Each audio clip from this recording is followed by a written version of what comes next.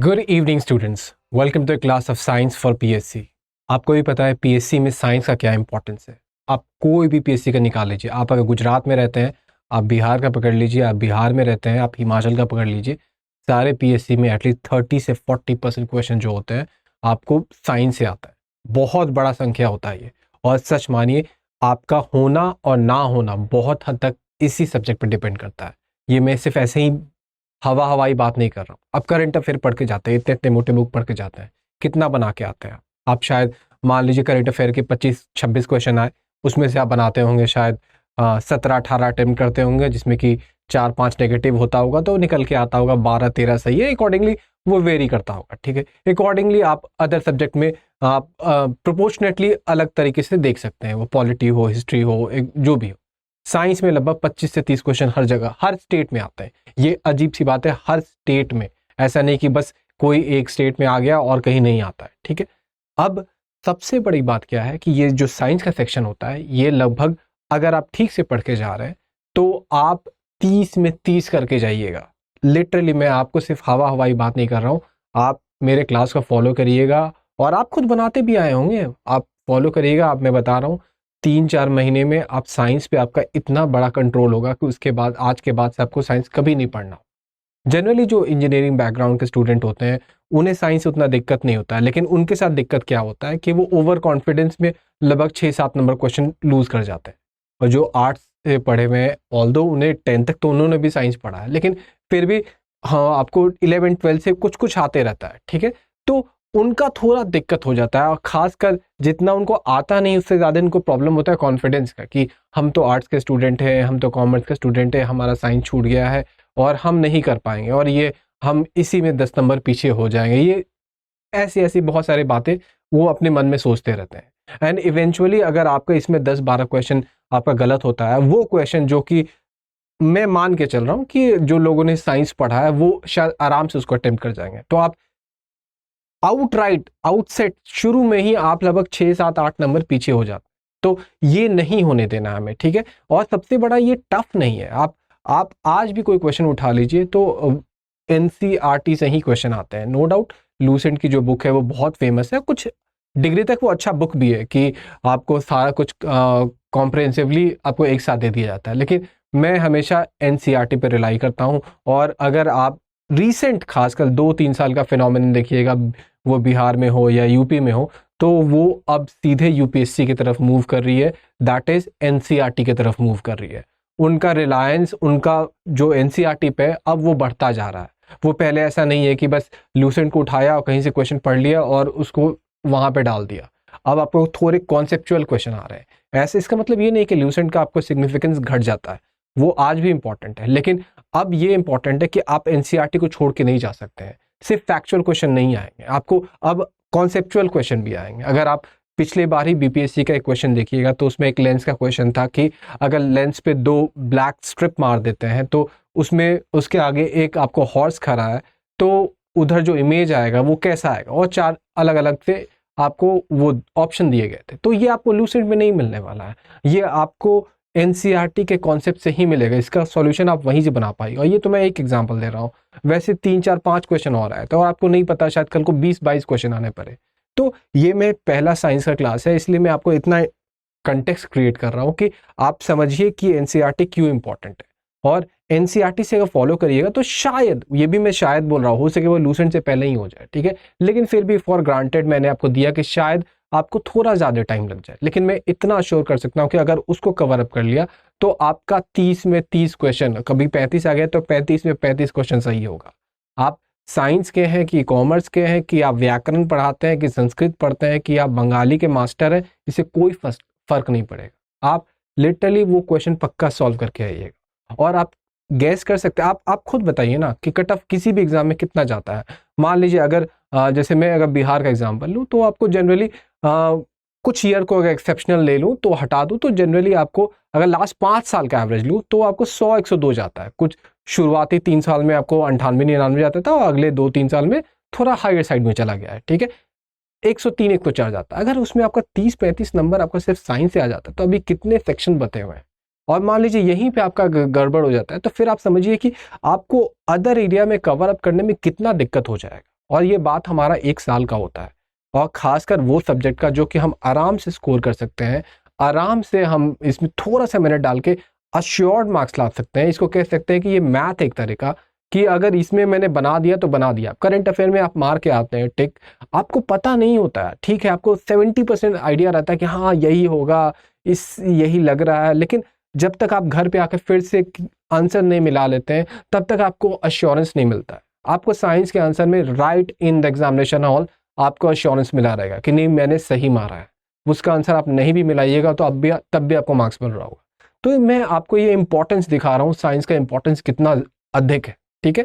और मैं आपको, मेरा अप्रोच रहेगा कि मैं एनसीईआरटी को शुरू से सारे रेलेवेंट टॉपिक को लेकर चलूँ, और एनसीईआरटी से जो भी, ऐसा नहीं कि मुझे पेज टू पेज पढ़ाना है कि हाँ बच्चों पढ़ लिया, नहीं, मैं आपके लिए छाट के बस वो टॉपिक लाऊंगा जो कि एग्जाम के हिसाब से रेलेवेंट है।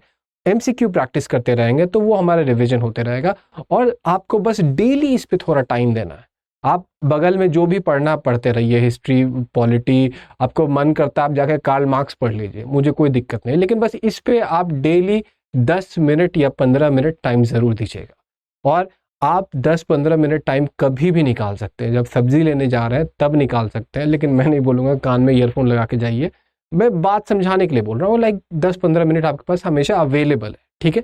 और वो बस आप, क्योंकि इसमें कुछ ऐसा नहीं है कि आपको थ्योरी याद करना है, बस समझना है और फिर आपका बात खत्म, ठीक है। तो ये आपका कंप्लीट हो जाएगा तो आपके हाथ में कंप्लीट फोर्स रहेगा, कंप्लीट कमांड रहेगा कि मैं कॉन्फिडेंट होकर एग्जाम देने जा रहा हूँ, क्योंकि एक ऐसा सेक्शन है जिसमें मेरा कोई गलत नहीं होने वाला, ठीक है। तो ये काफ़ी बड़ा इंट्रोडक्शन हो गया, लेकिन ये देना ज़रूरी था, क्योंकि जो बच्चे ये क्लास देखेंगे वो समझ पाएंगे साइंस के इंपॉर्टेंस को। और ये अपील साइंस के स्टूडेंट से भी है कि ठीक है आपको शायद 60-70% क्वेश्चन ऑलरेडी आता होगा, लेकिन वो 60-70% में आपका लगभग 50% क्वेश्चन ऐसा होता है जिसमें कि थोड़ा डाउट रहता होगा, और जो बाकी के 30% क्वेश्चन बचे हुए थे उसमें तो आपको भी दिक्कत होता है, ठीक है। तो आप भी इस चीज़ को इतना अश्योरेंस पे लेके मत चलिए, मैं बोलूँगा आप भी अपना 10 मिनट दीजिए और इस सब्जेक्ट को कम्प्लीटली अपने हाथ में कीजिए, ठीक है। तो अगर आप एनसीईआरटी का 6th का बुक खोलिएगा तो उसका जो रेलेवेंट चैप्टर बोल रहा हूँ मैं, उसमें पहला रेलेवेंट चैप्टर आएगा आपको न्यूट्रिशन। ये वर्ड आपने सुना भी होगा, लेकिन इसको अगर और आपको थोड़ा अट्रैक्टिव बनाना हो तो आप, जैसे हम लोग वो पढ़ते हैं जो carbohydrate, protein, fat, vitamin, minerals, ये सारा इसी चैप्टर का हिस्सा है, ठीक है। और ये अगर हमारा, आपको भी पता है कि इससे कहीं ना कहीं से अलग तरीके से क्वेश्चन आते ही रहता है, ठीक है। और ये क्वेश्चन अगर हमारा हाथ में होता है तो 2-3 क्वेश्चन, ये चैप्टर हमारे हाथ में तो 2-3 क्वेश्चन तो कभी भी हमसे बन रहा है, ठीक है। तो और देखिए अब ये चैप्टर जो रहेगा वो अभी क्योंकि 6th क्लास का ये आपको एनसीईआरटी का ये चैप्टर है, तो ये थोड़ा more of introductory in nature रहेगा। तो इसमें आपको एक तरह से कंटेक्स्ट आपको घेरा जाएगा कि ये सब होते क्या है। तो अगर मान लीजिए वाइटामिन हम लोग यहाँ पढ़ते हैं, तो हम लोग यहाँ पर वाइटामिन एज अ पहला इंफॉर्मेशन, एक्नॉलेजमेंट पढ़ेंगे। फिर मैं वाइटामिन पे एक इंडिविजुअल क्लास भी लूंगा जिसमें मैं सिर्फ कोर वाइटामिन, जैसे लूसेंट के जो इन्फॉर्मेशन होते हैं या जो भी जनरल रेलेवेंट और इंपॉर्टेंट इंफॉर्मेशन है उसको कवर करेंगे, ठीक है। फिर उसमें क्या होगा कि जैसे कार्बोहाइड्रेट्स का हो गया, फैट्स का हो गया, फिर आपको जो भी अलग अलग आते हैं, जैसे प्रोटीन तो बहुत ही बड़ा चैप्टर है, जैसे उसमें एंजाइम और हार्मोन सब आ जाएंगे, आपको भी पता है ये सब कितना इंपॉर्टेंट चैप्टर है, ठीक है। तो आज का जो क्लास हमारा रहेगा वो ये रहेगा कि हम एक जनरल इंट्रोडक्शन दे रहे हैं, और इस इंट्रोडक्शन में भी बहुत ऐसे क्वेश्चन रहेंगे जिसकी बहुत लोगों को नहीं पता होता। जैसे मैं अगर आपसे अभी ही पूछूं कि न्यूट्रिशन का मतलब क्या होता है, जो कि हमारा आज का टॉपिक का हेडिंग है, तो 90% लोग कुछ तो शायद समझा ही ना पाए, लेकिन जो समझा भी पाएंगे वो ये बोलेंगे कि हम लोग जो खाना खाते हैं वो न्यूट्रिशन होता है, लेकिन वो इनकम्प्लीट है। और ऑप्शन आपको दिया रहेगा जो मैं अभी आगे बोलने जा रहा हूँ, आप उसमें मारिएगा नहीं और फिर आपका नेगेटिव होके आ जाएगा। तो इसीलिए इसको भी आप लाइटली ना लीजिए, ठीक है। चलिए अब आते हैं सीधे स्लाइड पे। ये तो बस सुंदर बनाने के लिए, देखिए काम पे आता है न्यूट्रिशन होता क्या है। तो देखिए पहले मैं आपको लेमन लैंग्वेज में समझा दे रहा हूँ कि हम लोग जो खाते हैं खाना वो उसका पहला हिस्सा है, ठीक है। दूसरा हिस्सा है उसका डाइजेशन होना, ठीक है। फिर तीसरा हिस्सा उसका असिमिलेट होना, लाइक उसको हम लोग कैसे यूज कर रहे हैं। और इस पूरे प्रोसेस को जो होता है ना, उसमें ये मेटाबोलाइज कैसे हो रहा है, उससे कितना फ़ायदा मिल रहा है, ये पूरे प्रोसेस को हम लोग न्यूट्रिशन कहेंगे, ठीक है। अभी न्यूट्रिएंट पे भी आएंगे, लेकिन देखिए एग्जैक्टली पहले हम पढ़ते हैं कि डेफिनेशन क्या लिखा हुआ है। Nutrition refers to the process by which organism obtains and utilize, यही देखिए ये 90% लोग बस यहीं पे रुक रहे थे ऑब्टेन पे, यहाँ ये भी इंपॉर्टेंट है यूटिलाइज। अब यूटिलाइजेशन को भी बहुत तरीके से तोड़ा जा सकता है कि आप सही खाना, जंक फूड खा रहे हैं कि सलाद खा रहे हैं तो उसका यूटिलाइजेशन अलग आएगा, आप कम खा रहे हैं कि ज़्यादा खा रहे हैं उसका यूटिलाइजेशन अलग आएगा। तो लाइक इसको अलग अलग तरीके से हम लोग ब्रेक करेंगे, उसको देखेंगे कि उसका डिजीज से कैसे फर्क पड़ता है। जैसे मैं अगर आपको शुरू में ही अगर आपसे अभी क्वेश्चन करता हूँ, इसका आंसर मैं आपको क्लास के एंड में दूंगा कि डायबिटीज का न्यूट्रिशन से क्या रिलेशन है। आप बताइए, आपको लगेगा कि अरे डायबिटीज का न्यूट्रिशन से क्या रिलेशन है, तो कोई है ही नहीं। लेकिन अगर आप कुछ सोच के देखिएगा तो आपको इस वर्ड में डायबिटीज का आपको आंसर मिल जाएगा। मैं डायबिटीज बी वाला बोल रहा हूँ, ठीक है, मतलब 2 वाला, जो 1 वाला होता है वो जेनेटिक होता है, उस पर हम लोग जब डिजीज वाला चैप्टर करेंगे तो वो बात करेंगे, ठीक है। मैं मान के चलता हूँ कि इतना जनरल इन्फॉर्मेशन होता है, नहीं भी होता है, तो उस पर तो हम लोग डिस्कस करना ही वाले, ठीक है। अच्छा, मेरा क्वेश्चन आपने सुन लिया है, अब आप सोचे देखिए कि न्यूट्रिशन से डायबिटीज 2 का क्या रिलेशन है, ठीक है। और ये क्यों चाहिए होता है, यूटिलाइज हम लोग क्यों कर रहे हैं, तो हम लोग ऑर्गेनिज्म ग्रो करता है, फिर वो अपना जो भी उसका रिपेयरिंग होता है, फिर जो मेंटेनेंस है, लाइक अगर मेंटेनेंस का मतलब क्या है, मैं अभी यहाँ पे खड़ा हूँ तो क्या आपको लगता है कि मैं फ्री हवा से खड़ा हूँ, मुझ में खड़ा होने के लिए जो ताकत आ रहा है ये कहाँ से आ रहा है, ये आपको न्यूट्रिशन से आ रहा है, ठीक है। तो सिर्फ ग्रोथ ही नहीं है, ऐसा नहीं है कि मैं 4 साल से आपको 20 साल का हो गया तो बस उसी में आपको न्यूट्रिशन का काम आया। राइट नाउ अभी आप बैठे हुए हैं तो आप बैठे इसलिए हुए क्योंकि आपके अंदर न्यूट्रिशन है। आप बुखार होता है तो आप उतने ही साल के रहते हैं ना, आप मान लीजिए आपको डेंगू हो गया, भगवान ना करे हो, लेकिन मान लीजिए हो गया, ठीक है, या जो भी गंदा वाला बीमारी सब होता है जिसमें आदमी बहुत वीक हो जाता है, ठीक है, तो आदमी का एज तो वही है, आदमी का सब कुछ वही है, तो उसमें तो आदमी का ना ग्रोथ आएगा ना डेवलपमेंट आएगा, उसमें मेंटेनेंस आ जाएगा कि आपके डिजीज्ड बॉडी में न्यूट्रिशन जो होता है वो अचानक से नीचे चला आता है। मतलब और बहुत रीज़न है, लेकिन मैं आपको इन जनरल समझाने के लिए बता रहा हूँ कि आपका उस समय रिपेयरिंग ठीक से नहीं हो पा रहा है, मेंटेनेंस ठीक से नहीं हो पा रहा है, ठीक है। तो इसीलिए तीनों वर्ड इंपॉर्टेंट हो जाता है कि ये हमारा एज वाइज देख लिया, ये हमने आपको बॉडी का मतलब क्वालिटी का नेचर देख लिया कि कोई लोग आपको पतले हैं, कोई लोग आपको ओबीज हैं, कोई लोग आपको वीक है, मतलब अलग अलग प्रकार होता है। तो ये डेवलपमेंट में आ जाएगा एंड मेंटेनेंस में जो आपको मैंने बताया, ठीक है। It encompasses the study of nutrients. अब ये देखिए ये दोनों सेम वर्ड नहीं है, न्यूट्रिशन एंड न्यूट्रिएंट्स। अब न्यूट्रिएंट्स क्या है, तो ये आपको समझिए फूड है, ठीक है, फूड एग्जैक्टली नहीं है लेकिन chemical compound that are found in the food, लेकिन मैं आपको समझाने के लिए बोल रहा हूँ, ठीक है। तो ये जब जाता है हमारे बॉडी में, ये डाइजेस्ट होता है, एब्जॉर्ब होता है, मेटाबोलाइज होता है and their effect on overall wellbeing. अब देखिए आपको क्या लगता है कि ये तीनों वर्ड खाली ऐसे एक ही मीनिंग है क्या? नहीं, इसका अलग अलग मीनिंग है इसका। अगर आप देखिएगा डाइजेशन आपका खराब है तो ये जैसे डायरिया वाला केस में आ सकता है, उसमें आपका ये दोनों ऐसे होता होगा, कुछ अंश में ये भी होगा वो भी होगा, लेकिन ये जैसे उतना नहीं होगा जितना आपको ये दोनों हो जाएगा। या मान लीजिए डायरिया तो हटाइए ना, आपको यहाँ पे आपको जैसे सिंपल फूड पॉइजनिंग हो गया, उसमें आपका ये और ये नहीं आ रहा, ये आ रहा है। आपको डायरिया में आपको ये वाला चीज़ हो रहा है। हम लोग जब ORS का घोल देते हैं तो क्यों देते हैं, आपको क्या दे रहे हैं ORS का घोल में? तो अच्छा ORS होता क्या, ये भी आपको एग्जाम में आ सकता है। तो ओरल रिहाइड्रेशन सॉल्यूशन, ठीक है। देखा होगा कि ORS घोल पे गवर्नमेंट ने या WHO ने खूब एडवर्टीजमेंट किया। तो ये होता क्या है, ठीक है। तो ये आपको समझिए इसमें ग्लूकोज होता है और मिनरल्स होते हैं। ये क्यों दे रहे हैं हम लोग? क्योंकि जो भी कारण से हम लोग का बॉडी में मान लीजिए डायरिया हुआ, डायरिया के कारण जो भी हमने खाना खाया या जो भी पहले हमने बॉडी में था वो पानी के साथ निकल गया सारा, तो जितना एब्जॉर्प्शन होना था हमारे बॉडी में वो कहीं एब्जॉर्ब हुआ ही नहीं। अचानक से जब बॉडी खोजता है, वो सेल्स खोजता है कि भाई मुझे मिनरल दो, भाई मुझे पानी दो, मिलता ही नहीं उसको। तो फिर अचानक से हम लोग को ओरल रिहाइड्रेशन सॉल्यूशन देना पड़ता है। रिहाइड्रेशन क्यों? क्योंकि पानी का बहुत लॉस हो गया, तो हम लोग रिहाइड्रेट कर रहे हैं उसको। सॉल्यूशन में क्या रहता है, तो वही मिनरल्स रहता है, पोटेशियम, आपको सोडियम, ये सब मिनरल्स रहता है। तो वो जो रैपिडली हम लूज कर रहे थे डायरिया के कारण, वो एक उसको सपोर्ट मिलता है, ठीक है। तो ये हमारा ये हो गया। मेटाबॉलिज्म में क्या होगा, जैसे अब आप बिस्किट खाया जा रहा है, क्या कोई मान लीजिए हाइड एंड सीक बिस्किट खा रहे हैं, मुझे बड़ा पसंद है, ठीक है। अब हाइड एंड सीक का में कुकीज़ वुकीज़ पूरा डाला हुआ है, खा रहे हैं, चीनी जा रहा है जा रहा है जा रहा है जा रहा है, फिर आपका अचानक से बॉडी क्या बोलता है, भाई तुम्हारे ब्लड में बहुत चीनी हो गया, अब हम उसको कन्वर्ट नहीं करने वाले हैं, तुम्हारे सेल्स को नहीं देने वाले। ये सब मैकेनिज्म मैं कवर करूंगा, लेकिन अभी आपको इंट्रोडक्टरी क्लास है तो समझाना चाह रहा हूँ। तो इवेंचुअली फिर क्या होता है कि आपके ब्लड में बहुत सारा शुगर तैरने लगता है, और जब जैसे शुगर तैरने लगेगा उसी को तो हम डायबिटीज बोलते हैं। तो आप देख रहे हैं ये सारे वर्ड कैसे इंपॉर्टेंट है, ठीक है। ऐसा नहीं है कि ये बस ऐसे ही जनरल फेंक दिया गया है, ठीक है। तो इसी में आपको होते, जब हम बोलते हैं डायबिटीज, तो वो क्या होता है कि आपका न्यूट्रिशन जो होता है, कौन सा, कार्बोहाइड्रेट ठीक से मेटाबोलाइज नहीं हो रहा है।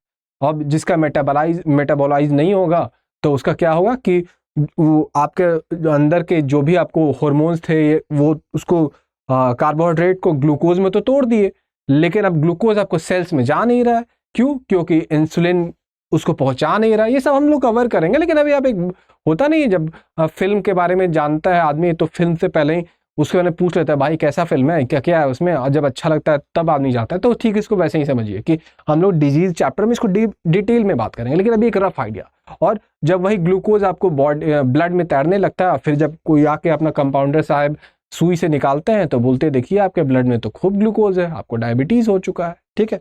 तो ये मेटाबॉलिज्म के कारण होता है, ठीक है। तो ये देखिए मैंने आपको आइडिया दिया, एग्जैक्टली पिक्चर क्रिएट किया है कि न्यूट्रिशन में आपको होता क्या क्या, अलग अलग वर्ड उसके क्यों इंपॉर्टेंट है, अलग अलग स्टेप पे क्यों अलग अलग बीमारियां हो रही है, ठीक है। अब क्या है, nutrition involves the study of the relationship between the diet, health and disease. जो अभी आपको मैंने एग्जाम्पल समझाया यही तो था कि आपको डाइट खाया आपने हाइड एंड सीक, ठीक है, फिर हेल्थ अभी तो ठीक है आपका, अब डिजीज क्या हो गया आपको, डायबिटीज। ऐसा नहीं है कि खाने से हो ही जाएगा, लेकिन मीठा यहाँ पे आपको बताना चाह रहा हूं मैं, ठीक है। डायबिटीज हो गया, अब ये हो गया, तो फिर क्या होगा, डायबिटीज में होता क्या है, ये क्यों इतना परेशान करने वाला चीज है।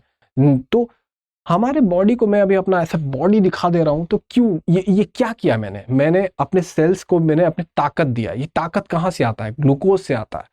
और डायबिटीज में क्या हो रहा है, ग्लूकोज सेल्स में जा ही नहीं रहा है, वो बस खून में तैर रहा है, ठीक है। तो जब सेल्स को ताकत नहीं मिलेगा तो आप कमजोर फील करिएगा, फटीग फील करिएगा, आपके जो सेल्स को रिपेयरिंग के लिए आपको ताकत चाहिए था वो उसको मिल नहीं रहा, तो वो ठीक से रिपेयरिंग भी नहीं कर पाएगा, तो आपको घाव होने लगेगा, घाव हो गया तो वो छूटेगा नहीं। तो आप देख रहे कैसे ये चीज हो रहा है। तो अब आपको डिजीज हुआ था, अब आपका ये क्या होगा, डाइट था, अब इस दोनों के कारण क्या खराब हो गया, आपका हेल्थ खराब हो गया। तो कैसे आपको ये रिलेट हो रहा है, ठीक है। तो ये समझ गए हम लोग। फिर इट एक्सप्लोर्स हाउ डिफरेंट ये कौन एक्सप्लोर्स, न्यूट्रिशन, कि हम कौन सा खाना खाएंगे, लाइक हाउ डिफरेंट न्यूट्रिएंट्स किस क्वांटिटी में खाएंगे और कैसे असिमिलेट करवाएंगे, तो उससे क्या फर्क पड़ेगा। तो इसी चीज को हम लोग न्यूट्रिशन में पढ़ते हैं कि nutrients in varying quantities and combination influence the functioning of the body. अब ये फंक्शनिंग ऑफ द बॉडी से, जैसे अभी हम लोग डायबिटीज का एग्जांपल लिया, तो उससे क्या समझे हम लोग कि अच्छा देखो यार, ज्यादा कार्बोहाइड्रेट खाने से आपको क्या होता है कि चांसेस रहता है कि आपको डायबिटीज हो सकता है। देखिए ये इतना सिंपल नहीं, कार्बोहाइड्रेट खाने से डायबिटीज नहीं होता है, आपका मेटाबॉलिज्म खराब है इसलिए वो कार्बोहाइड्रेट को मेटाबोलाइज नहीं कर पा, लेकिन वो डिटेल वाले क्लास में समझेंगे। अभी जब नर्सरी क्लास में हम लोग, तो थोड़ा थोड़ा हम लोग अपना एक लेवरेज ले सकते हैं समझाने के लिए, ठीक है। तो हम क्या कर रहे हैं कि न्यूट्रिएंट्स को किस, जैसे हमारे न्यूट्रिएंट्स का एक न्यूट्रिएंट्स क्या होता है, जैसे कार्बोहाइड्रेट, ठीक है। अब आपको पता है कि हाँ घर में फैमिली जेनेटिक्स है किसका, डायबिटीज का, तो हम क्या करेंगे कि नहीं यार थोड़ा कार्बोहाइड्रेट हम लोग अपना एज अ न्यूट्रिएंट कम खाओ, क्योंकि वो अगर जीन्स में है तो हम लोग वल्नरेबल ज़्यादा है, ठीक है। अगर वल्नरेबल ज़्यादा है तो हम लोग क्या करेंगे कि इसका क्वांटिटी एंड कॉम्बिनेशन। क्वांटिटी का मतलब क्या हो गया भाई, 8 रोटी नहीं खाएंगे हम लोग बस 3 रोटी खाएंगे, ठीक है।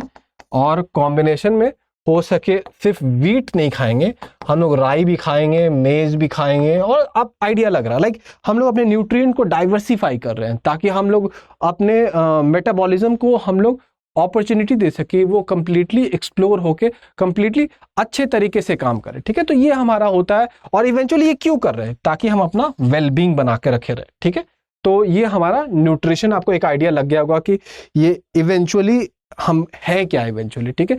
तो ये पूरा एक सिस्टम है जिसमें कि जाना और फिर उसके अंदर क्या हुआ, और फिर जैसे मान लीजिए हमारा सिस्टम ये हम है, इसमें क्या इनटेक कर रहे हैं, अंदर क्या हो रहा है, इससे क्या माहौल बना, मतलब कि हमारा हेल्थ कैसा हुआ, अच्छा खा रहे हैं नहीं खा रहे हैं ये सब, और उसके बाद इसका असर क्या है। तो ये पूरा न्यूट्रिशन हो गया, ठीक है। Nutrition is not limited to just the intake, ये जो बार बार मैं एम्फेसाइज कर रहा हूँ, ठीक है।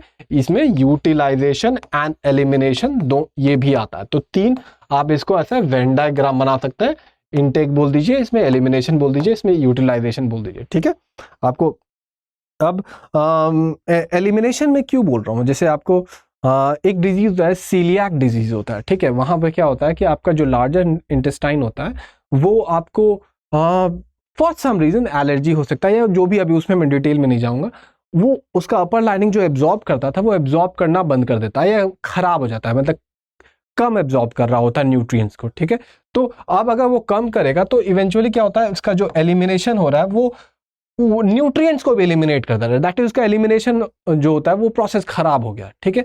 तो ये सब चीज होता है जो अलग अलग तरीके से आदमी को अलग अलग बीमारी दे देता है, जैसे, ठीक है। जैसे एक और डिजीज होता है, क्रोन डिजीज होता है। उसमें क्या होता है कि आपका जो लार्जर इंटेस्टाइन होता है वो आपको ठीक से काम नहीं कर पाता है, तो इवेंचुअली उसमें भी हमारा क्या, एलिमिनेशन ऑफ न्यूट्रिएंट्स खराब हो रहा है, जो भी हम खा रहे हैं सारा निकल जा रहा है, ठीक है। It involves understanding the roles of the macro nutrient, इस पे हम आएंगे, ठीक है। ये क्या होता है, ऐसे यहाँ पे आपको दिया हुआ है, इस पे क्वेश्चन डायरेक्टली आ सकता है, आपको एग्जामिनेशन में दे देगा कि choose one of the following macro nutrient among the given options, ये दिया रहेगा, एक दो दिया रहेगा, और तीसरा माइक्रो न्यूट्रिएंट का नाम दे देगा। आप वहां पे तरफ मार दीजिएगा, क्या कि आपको लगेगा कि तो न्यूट्रिशन के चैप्टर में हम पढ़े थे, अब तो मार के आ गए, हमको फुल मार्क्स मिलेगा, लेकिन वहां पे आपको बैठा देगा लड्डू। तो ये समझ रहे हैं कि आपको पता होना चाहिए मैक्रो न्यूट्रिएंट माइक्रो न्यूट्रिएंट में अंतर क्या, हम आएंगे इस पे अभी, ये तो बस अभी वो इंट्रोडक्शन चल रहा है, ठीक है। एनर्जी ये हो ही गया कि क्योंकि चाहिए, एनर्जी के लिए चाहिए, मेंटेनेंस के लिए चाहिए, और जो जो अलग अलग बात हो गया, ठीक है।